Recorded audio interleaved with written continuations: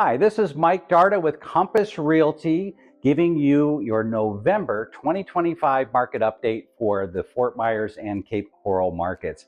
Thanks for watching, and we are going to jump right into our sold report. And in October, we saw 795 homes sell.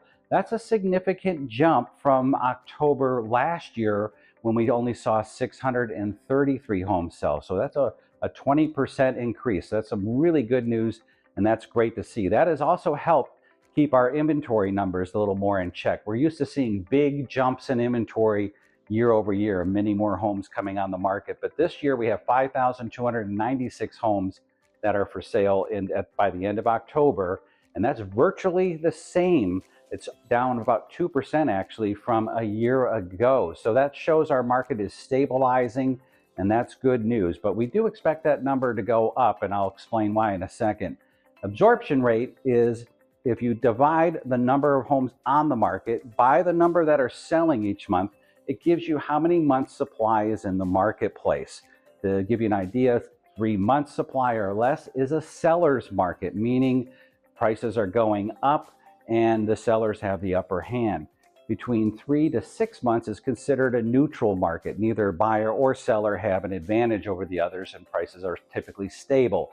6 months or more supply is a buyer's market. More sellers than buyers, so buyers have the upper hand, and this typically means some downward pressure on prices. We are currently at a 6.6 month supply of homes, so that we are still definitely in a buyer's market, but we're in a much better position than a year ago when we had 8.5 months supply. So that's a really good sign for the marketplace as well.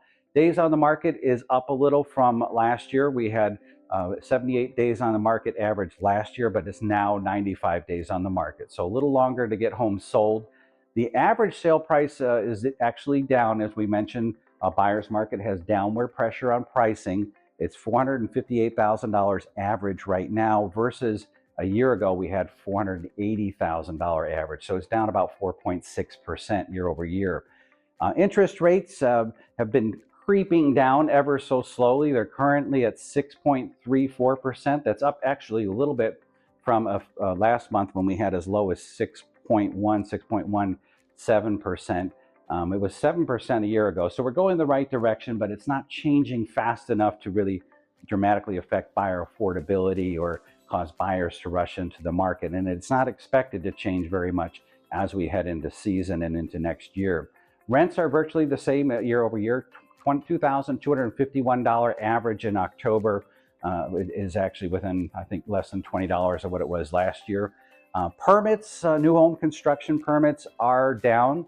This has been a trend we've been watching for the last several years. It's 120 permits pulled. I think the last data we have is now September versus 156 the same month a year before. That's down 22%. We're seeing very little of this new spec home construction by builders. Most of the builds right now are custom builds, one-offs, where a homeowner buys lot and then builds a custom home on it. Season, of course, is approaching. We're very grateful that we've had no storms yet this season. Looks like we might get through it without any storms. That's really good news.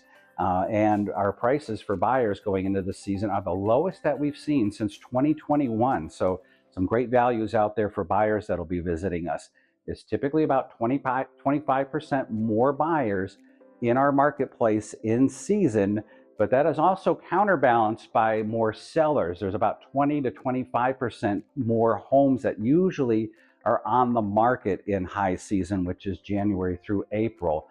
So it'll be interesting to see how all these stats get affected with season approaching. If you're curious how it affects your plans, whether buying or selling, feel free to reach out to me. I'd be thrilled to talk to you. Again, thank you for watching our market update.